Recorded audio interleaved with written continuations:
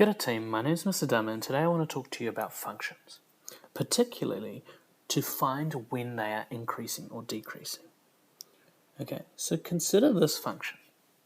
We notice that the function is stationary at this point, and before it, the function is decreasing, and after it, the function is increasing. That's really important to us. So we look at a function, and if it's going down, it's decreasing. If it's going up, it's increasing. So can we do that for another type of function? Let's have a look. Here I've got a cubic. We've got the two stationary points. Then before, it's increasing, decreasing, increasing. And those are really, really important and quite common functions that we look at. And noting whether it's pointing up or pointing down tells us whether it's increasing or decreasing. But what we can do is we can determine whether a function is increasing by checking the value of the gradient. A function is decreasing when the gradient f dash of x is less than 0. And a function is increasing when f dash of x is greater than 0. And a function is stationary when f dash of x equals 0. That's really important for us to pick up on. So based on this, I can determine something about a function. So let's think, for example, find when f of x equals x squared minus 6x plus 7 is decreasing, stationary, increasing. Okay, how do we do this? Well, we take the function and we find the derivative, which is 2x minus 6. So let's check. When is f dash of x less than 0? That's the same as solving 2x minus 6 is less than 0. That's 2x is less than 6. That's x is less than 3. So at this point, the function is decreasing. Okay, what about when the function is equal to 0? Well, that's a stationary point. We've worked those out.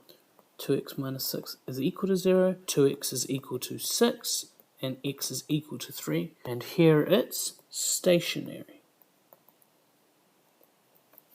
And then the last one is, when is this function increasing? So when is the gradient greater than 0? And so we do the same maths.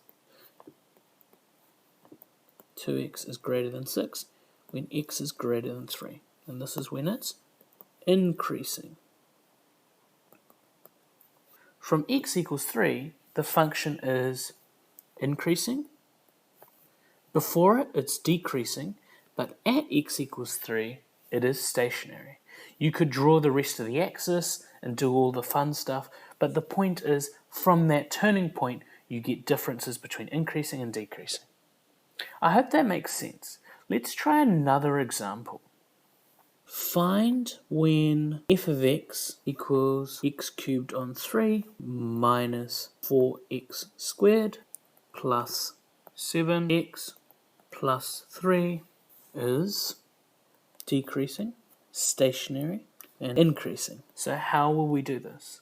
Well, first off, we will differentiate. So we get multiplied by the power, take 1 off the power, multiply by the power, take 1 off the power, multiply by the power, take 1 off the power, multiply by the power, the 3 goes away. Okay, we can simplify this to x squared minus 8x plus 7. And now we're going to have to check when it's decreasing, stationary, or increasing. So let's start off with stationary, because that's probably the easiest one to deal with. So stationary, setting f of x to 0. So we get 0 equals x squared minus 8x plus 7, brackets x minus 7, x minus 1. So x equals 1 or x equals 7. At these 2 points, we will have a stationary function. We notice that this is a positive cubic, so we will have a function that looks like this.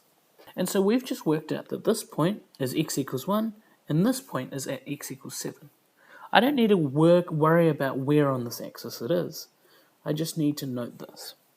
Then we can determine whether it's increasing or decreasing based on looking at this graph. And we can say the function is decreasing between 1 and 7. It is increasing before x is 1 and after x equals 7.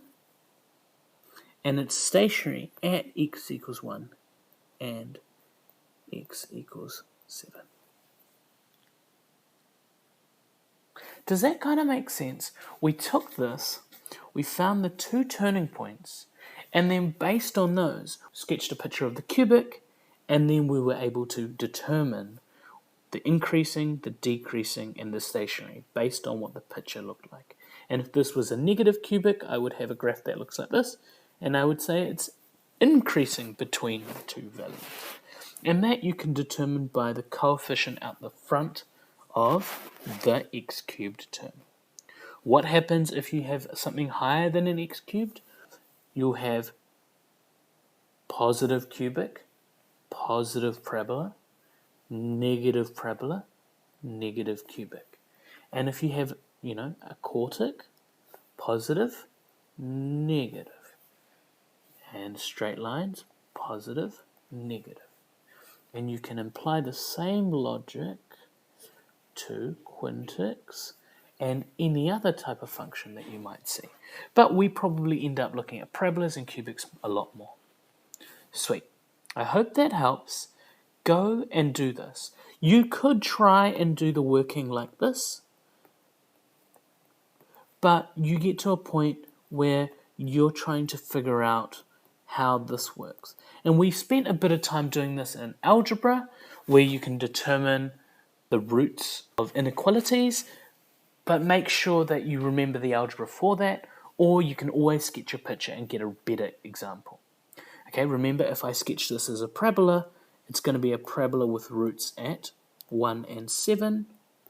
And so I'm asking when is it less than 0? And that's this part here, which sort of matches up with the decreasing. And when is it greater than 0? That's this part here and this part here, which matches up with the increasing. And it will be 0 at those points. So you could always do it this way. I like to use the cubic, but you can always drop down to a parabola to help you. Okay? The parabola, you're looking at the values. The cubic, you're looking at the gradient. Awesome. Thank you.